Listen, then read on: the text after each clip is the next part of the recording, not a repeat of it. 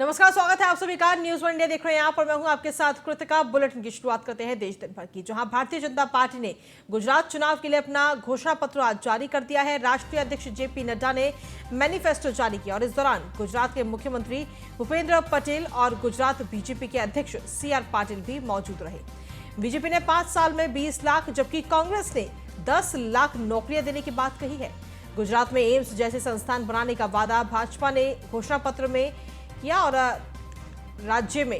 घोषणा पत्र में राज्य में 3 सिविल मेडिसिटी और 2 एम्स जैसे संस्थान बनाने का वादा किया है। इसके अलावा दक्षिण गुजरात और सौराष्ट्र में 2 सी फूड पार्क बनाए जाएंगे। बीजेपी नेता ने कहा कि राज्य में 1000 अतिरिक्त मोबाइल पशु चिकित्सा इकाइयां स्थापित की जाएंगी। साथ ही असामाजिक तत्वों से वसूली के लिए कानून भी लाएंगे। घोषणा पत्र जारी करने के बाद जेपी नड्डा ने कहा कि हमारा ये संकल्प महज एक डॉक्यूमेंट नहीं है, बीजेपी सरकार जो कहती है वो करती है। पत्र का सवाल है। हम सब लोग जानते हैं कि भारतीय जनता पार्टी आदरणीय प्रधानमंत्री मोदी जी के नेतृत्व में जिन्होंने एक सार्वजनिक जीवन में अपनी राजनीति का प्रारंभ गुजरात की धरती से किया, उस गुजरात के बारे में हमारा संकल्प सदा रहा है भव्य गुजरात, वैभवशाली गुजरात और अग्रसर गुजरात। और इसी मंत्र को लेकर हम सब लोग चले और यह एक तरीके के पड़ाव से नई यात्रा प्रारंभ करने का अवसर है। संकल्प पत्र का सवाल है। हम सब लोग जानते हैं कि भारतीय जनता पार्टी आदरणीय प्रधानमंत्री मोदी जी के नेतृत्व में जिन्होंने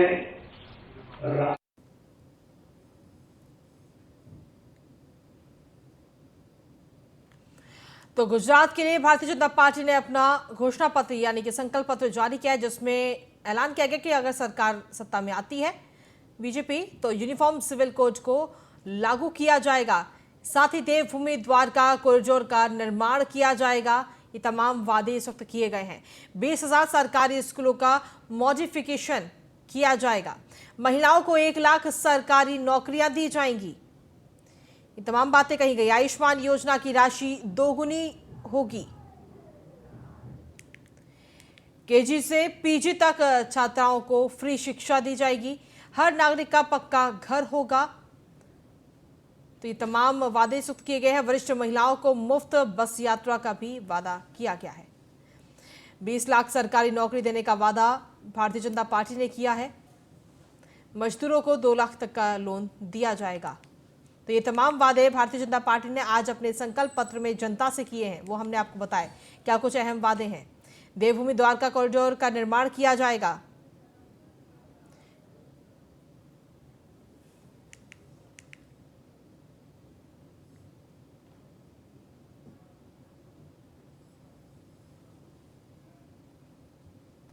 प्रधानमंत्री नरेंद्र मोदी ने सुप्रीम कोर्ट में संविधान दिवस समारोह में आज हिस्सा लिया और इस दौरान उन्होंने ई कोर्ट परियोजना के तहत विभिन्न नए पहलू का भी शुभारंभ किया।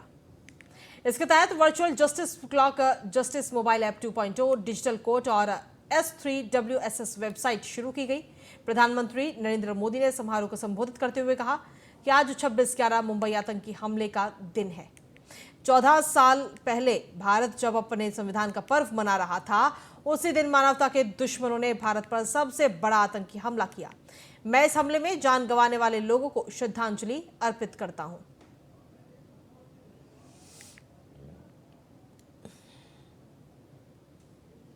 इंफॉर्मेशन टेक्नोलॉजी हो या डिजिटल पेमेंट्स, भारत के विकास के हर आयाम में युवा शक्ति अपना परचम लहरा रही है। हमारे संविधान और संस्थाओं के भविष्य की जिम्मेदारी भी हमारे इन युवाओं के कंधों पर ही है। इसलिए आज संविधान दिवस पर मैं सरकार की व्यवस्थाओं से, देश की न्यायपालिका से एक आग्रह भी करूंगा।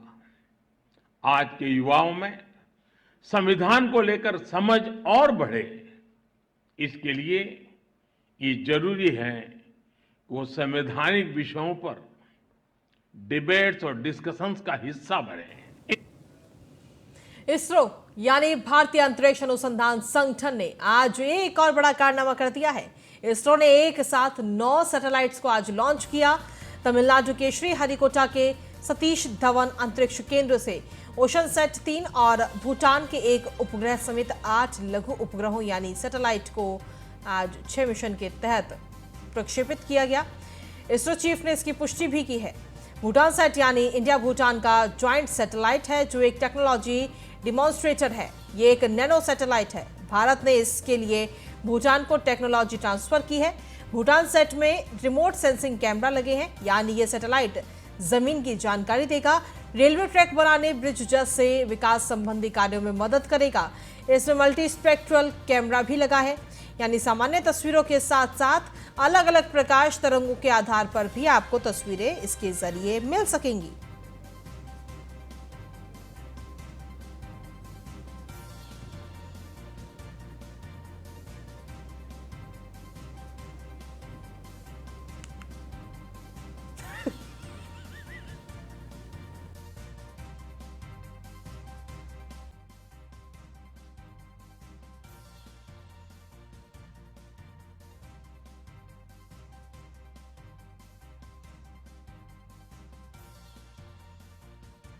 तो आपको बता दें कि इसरो ने एक बार फिर से इतिहास रचा है। इसरो की आसमान में एक बार फिर नई उड़ान, एक साथ लॉन्च किए 9 सैटेलाइट्स और ये तस्वीर भी आपको दिखा रहे हैं।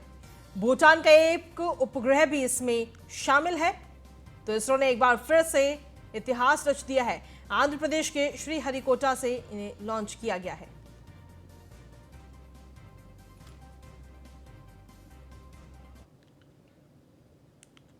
बॉलीवुड के वरिष्ठ अभिनेता विक्रम गोखले का निधन हो गया है। विक्रम गोखले ने पुणे स्थित अस्पताल में अंतिम सांस ली। पुणे के दीनानाथ मंगेशकर अस्पताल में उनका इलाज चल रहा था। बीते 20 दिनों से उनकी तबीयत काफी खराब थी और उन्हें वेंटिलेटर सपोर्ट पर रखा गया था। विक्रम गोखले का दिल और लीवर काम नहीं कर रहा था। उम्र संबंधित कई बीमारियों के चलते उन्हें अस्पताल में एडमिट कराया गया था।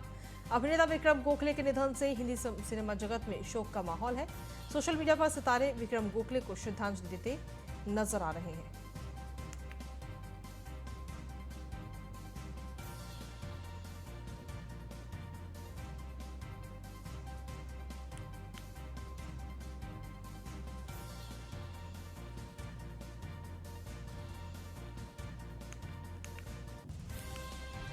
तो आपको बता दें कि एक्टर विक्रम गोखले का आज निधन हो गया। लंबी बीमारी के बाद आज उनका निधन हुआ है। आज उन्होंने अंतिम सांस ली है। 5 नवंबर को उन्हें अस्पताल में भर्ती कराया गया था।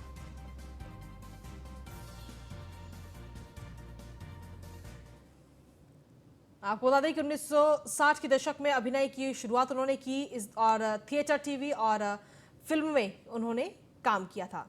इस दौरान बता दें आपको कि विक्रम गोखले ने 80 से ज्यादा फिल्मों में अभिनय किया, काम किया। इसके साथ ही फिल्मों के अलावा 17 टेलीविजन सीरियल में भी विक्रम गोखले ने काम किया है। वहीं 1971 में फिल्म परवाना में मिला अभिनय। सलमान खान से अमिताभ बच्चन संग उन्होंने काम किया। विक्रम गोखले एक समाज सेवी भी थे, जहां 23 साल पहले एक संगठन उन्होंने बनाया था और जरूरतमंदों को हर संभव मदद करते थे।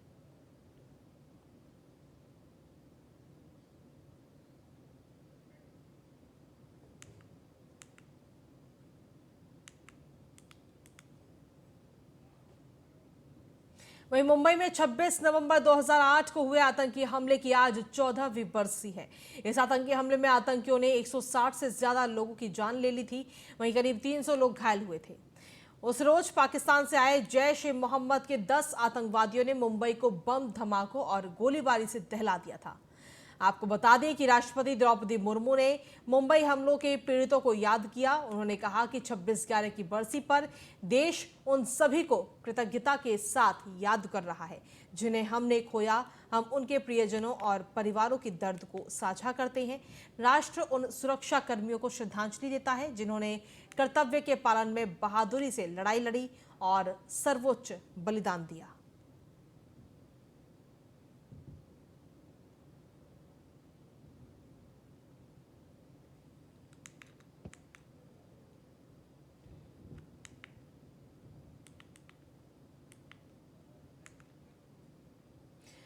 और चलिए बुलेटिन में आगे बढ़ते हैं। आज मुंबई में 26/11 की 14वीं बरसी मनाई गई। इस मौके पर सीएम और डिप्टी सीएम ने शहीदों को श्रद्धांजलि दी। मुंबई में हुए 2008 के आतंकी हमले को आज 14 साल पूरे हो चुके हैं। 26/11 के उन आतंकी हमलों को कोई नहीं भूल सकता। 26/11 उन तारीखों में से एक है जिन्हें हम भारत के काले दिन के रूप में देखते हैं। आज ही के दिन मुंबई के कई इलाकों में लश्कर-ए-तैयबा के 10 आतंकवादियों ने कई सिपाहियों और आम नागरिकों को मार दिया था और उन सभी शहीदों व घायल पुलिस अधिकारियों कर्मचारियों को श्रद्धांजलि अर्पित और सम्मान देने के लिए इस बरसी पर महाराष्ट्र के उप मुख्यमंत्री देवेंद्र फडणवीस मुंबई की गेटवे ऑफ इंडिया और ताज होटल भी पहुंचे।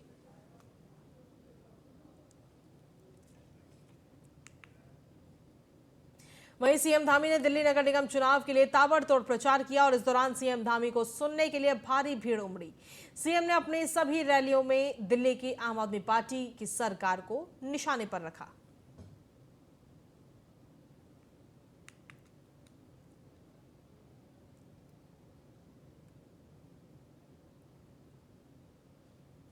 अब जहाँ भी चुनाव होता है, हर चुनाव में पूरे देश के लोग लगातार अब भारतीय जनता पार्टी को जिता रहे हैं, भविष्य में भी जिताएंगे।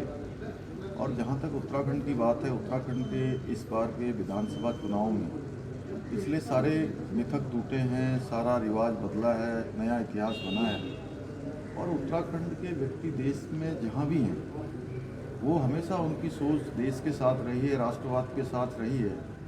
आज पूरी दुनिया के अंदर भारत का मान सम्मान और स्वाभिमान बढ़ाने का काम माननीय प्रधानमंत्री मोदी जी के नेतृत्व में लगातार हो रहा है। उत्तराखंड के लोगों ने हमेशा राष्ट्रवाद के साथ काम किया और प्रधानमंत्री मोदी जी जिस प्रकार का काम कर रहे हैं, उससे कहीं ना कहीं उत्तराखंड के लोग पूरी तरह से उनके अंदर भी जो है इस प्रकार का जागरण है। और वो सारे लोग देश के किसी भी कोने में हो, दिल्ली तो हमारी राजधानी है, यहाँ के लोग तो सीधे सीधे भारतीय जनता पार्टी को वोट करते ही आए हैं। एमसीडी के चुनाव में भी भारतीय जनता पार्टी का समर्थन करेंगे, भारतीय जनता पार्टी को ही वोट। बात करेंगे अब दिल्ली के, जहां पर सीएम धामी ने मुरली मनोहर जोशी से आज मुलाकात की। सीएम धामी ने उनके आवास पर ये शिष्टाचार मुलाकात की है।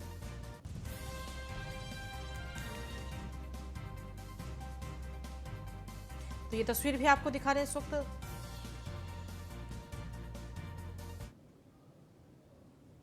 प्रसिद्ध कवि, लेखक एवं गीतकार पद्मश्री प्रसून जोशी को उत्तराखंड का ब्रांड एम्बेसडर आज बनाया गया। प्रसून जोशी वर्तमान में फिल्म प्रमाणन बोर्ड के अध्यक्ष हैं। उन्हें पद्मश्री से भी नवाजा जा चुका है।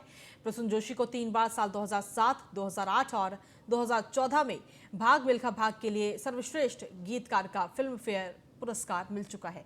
सुपरहिट फिल्म तारे जमीन पर और चटगांव में उनके काम के लिए उन्हें 2 बार सर्वश्रेष्ठ गीत के लिए राष्ट्रीय फिल्म पुरस्कार भी मिला है। प्रसून जोशी का जन्म उत्तराखंड के अल्मोड़ा में 16 सितंबर 1968 को हुआ था। प्रसून जोशी का बचपन और उनकी शिक्षा तत्कालीन उत्तर प्रदेश में हुई थी। उनके पिता उत्तर प्रदेश सरकार में शिक्षा निदेशक थे। प्रसून जोशी ने एमएससी के बाद एमबीए की पढ़ाई की है।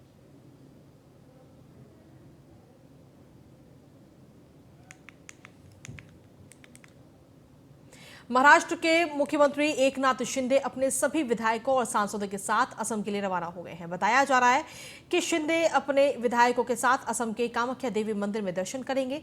शिंदे गुट के इन सभी विधायकों और सांसदों के साथ बीजेपी नेता मोहित कंबोज भी मौजूद हैं।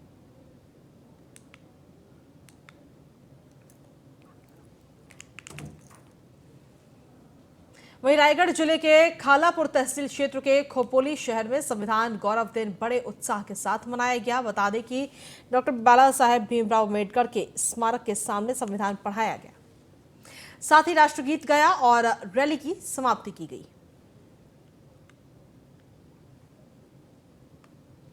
मैं आज खोपोली शहर में मौजूद हूँ। आज यहाँ पे जो संविधान गौरव दिन है, जो बहुत बड़े मात्रा से यहाँ पे मनाया जा रहा है और यहाँ पे लाखों के संख्या से जो बहुजन लोग हैं और सभी समाज के लोग इकट्ठा होकर आज संविधान दिन जो है खोपोली शहर में मना रहे हैं। मैं कैमरा से संतोष गोतारानी, न्यूज़ ऑन इंडिया के लिए खालापुर रायगढ़।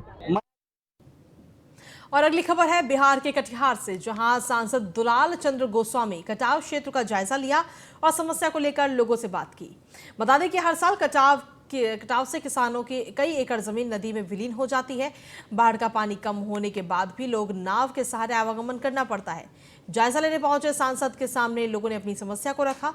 इस दौरान सांसद से खास बातचीत की हमारे संवाददाता तौकीर रजा ने।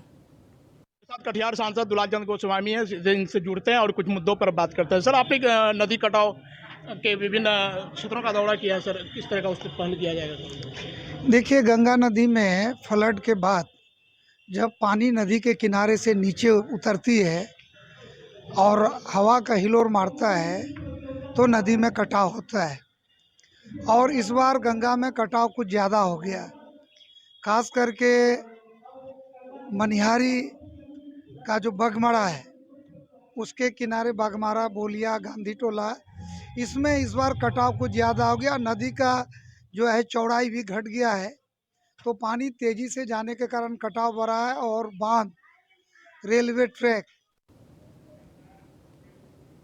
वहीं बिहार के भोजपुर जिले के आरा सदर प्रखंड के परिसर का घेराबंदी विभागीय योजना के तहत किया जा रहा है, जिसमें ईंट, सीमेंट और छड़ 2 नंबर का लगाया जा रहा है, जिसकी सूचना जिले के वरीय पदाधिकारियों के साथ साथ प्रखंड के वीडियो साहब को भी दी गई। बता दें, वीडियो साहब के सामने उनके कार्यालय के पास में ही सारा काम चल रहा है, जिसे वो दिन में 10 बार से ज्यादा देखते हैं, फिर भी कोई कार्रवाई नहीं की जा रही।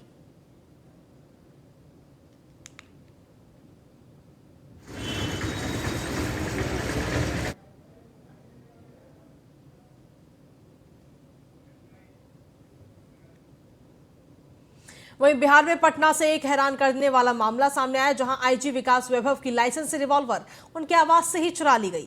पुलिस महकमे में हड़कंप मच गया। शक के आधार पर घर की सफाई करने वाले होमगार्ड जवान के बेटे को हिरासत में लिया गया।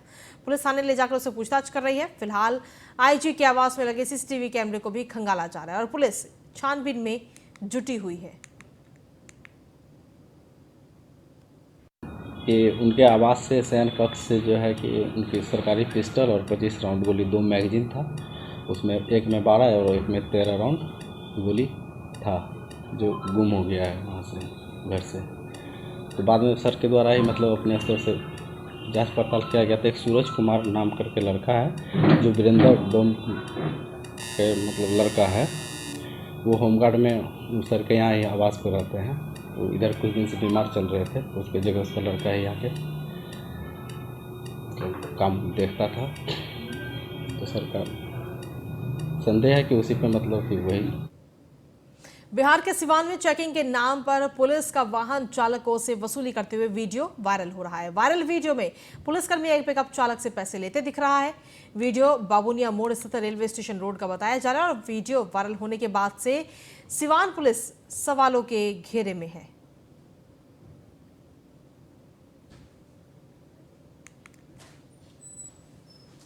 बिहार के कटिहार में एसपी जितेंद्र कुमार ने प्रेस कॉन्फ्रेंस करते हुए कई बड़े मामलों का खुलासा किया।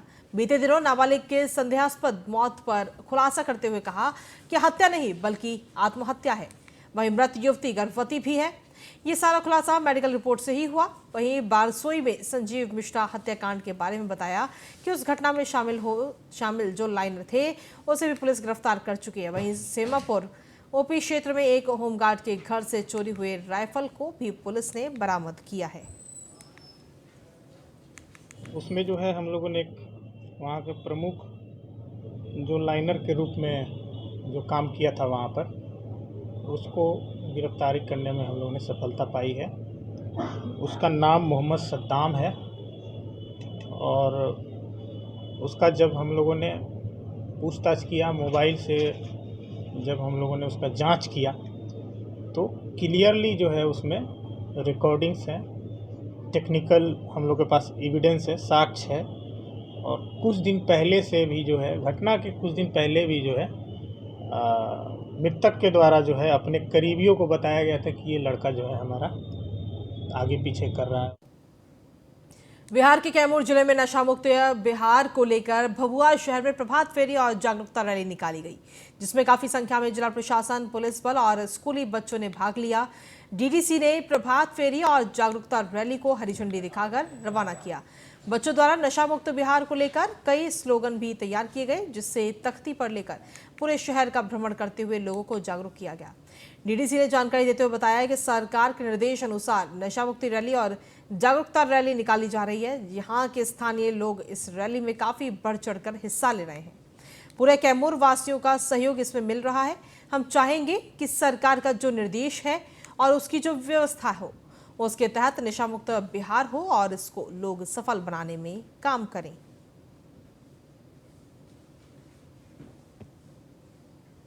मधुबनी जिले के बेनीपट्टी प्रखंड के उच्चैठ कालिदास विद्यापति विज्ञान कॉलेज परिसर में द्वितीय 2 दिवसीय उच्चैठ कालिदास राजकीय महोत्सव का आयोजन किया गया। महोत्सव का विधिवत उद्घाटन सूबे के उद्योग मंत्री समीर कुमार महासेठ, विधायक सुधांशु शेखर, एसपी सुशील कुमार, जिला परिषद अध्यक्ष बिंदु गुलाब यादव, प्रखंड प्रमुख सोनी देवी और अन्य गणमान्य अतिथियों ने संयुक्त रूप से दीप प्रज्वलित कर किया। बता दें कि स्वागत गान की प्रस्तुति कर अतिथियों का स्वागत सम्मान किया गया। इसके बाद कंचन पांडे के द्वारा भगवती वंदना की प्रस्तुति की गई। हो रही है इस बात की चर्चा। हमारे लोग मधुबनी जाते हैं तो कॉमर्स का यहाँ हो तो यहाँ के क्षेत्र का भी निश्चित तौर पर जो लोग बाहर नहीं जा सकते हैं यहाँ पढ़ाई करेंगे और अगल बगल टूरिज्म सेक्टर के आधार पर जिन चीजों का हम भाई सुधांशु जी से आग्रह करेंगे कि आप एक ब्लूप्रिंट बना लें, क्योंकि क्षेत्र आपका है और यहाँ आपके द्वारा हम लोग इस सोच के साथ आ रहे हैं कि हमारे सम्मानित विधायक के इस क्षेत्र में 2 साल पहले भी हुआ, 2 साल कोरोना काल में नहीं हुआ और आगे भी इस चीज को और अच्छे ढंग से स्थापित करने के। और इसी के साथ फिलहाल देश दिन भर में इतना ही। आप बने रहिए न्यूज़ 1 इंडिया के साथ।